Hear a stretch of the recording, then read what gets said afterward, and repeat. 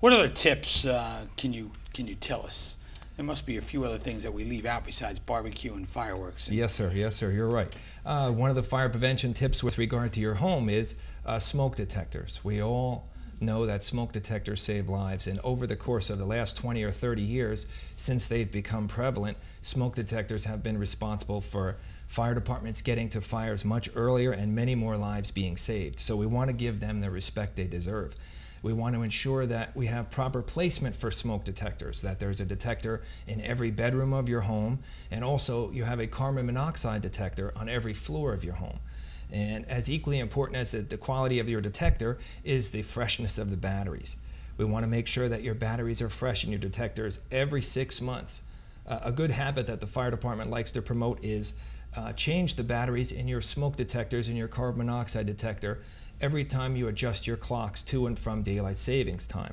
And this way you'll know you have a fresh battery. You raised a good question. Now suppose the smoke detectors and or the carbon monoxide detectors are hooked up to an electrical source.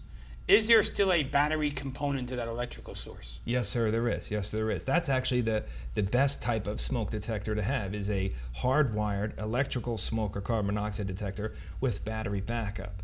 And so the primary method of setting this off is still electrical. Yes, sir. Yes, sir, it is. And once the battery is used its full shelf life and it starts to get stale, the detector should chirp, and that tells you to change your battery in the hardwired detector.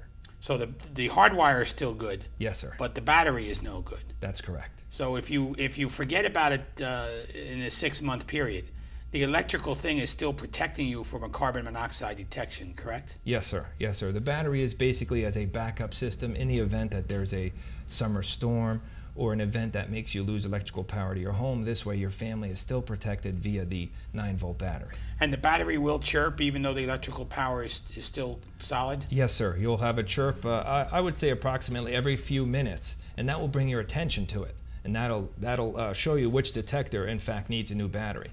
But a good rule of thumb is change all of your batteries at the same time. This way, if you have multiple detectors within your home and one starts to chirp, that's a good sign that, you know what, let me go buy a pack of batteries and change them all just to be on the safe side. Because we can't skimp when it comes to fire prevention. Absolutely. The resident, how can they learn more about fire prevention if they need to?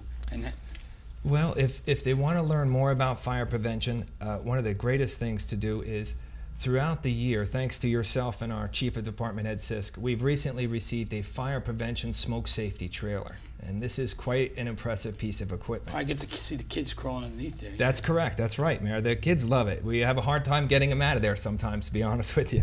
But this is a really amazing piece of equipment. It's capable of giving 4 informational fire-related scenarios at one time. It can give one for residential fire safety.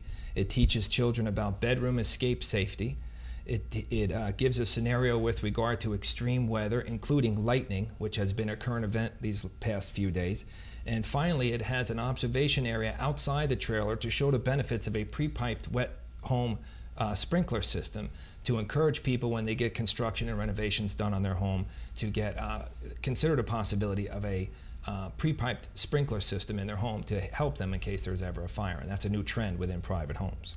And if there's a contact number, if people want to see this and demonstrate it, it'll be at National Night Out, I would imagine. Yes, sir. And it is also at other locations. Where would they call so they can get, if they wanted to see one of these things demonstrated? Well, I encourage any interested residents, if they want to see a demonstration with our fire prevention smoke safety trailer, they can contact us at the Elizabeth Fire Department, our Fire Prevention Bureau, and our phone number is 820-4040. Chief, I want to thank you for taking the time to join us on the show this evening, explaining fire tips and fire safety tips for the residents of our city. Thank you. Oh, thank you, Mayor. It was my privilege. For Battalion Chief Curtis Merrill and Detective Dennis Cabarly, I'm Chris Bolwage. We'll see you next week on another edition of Our City.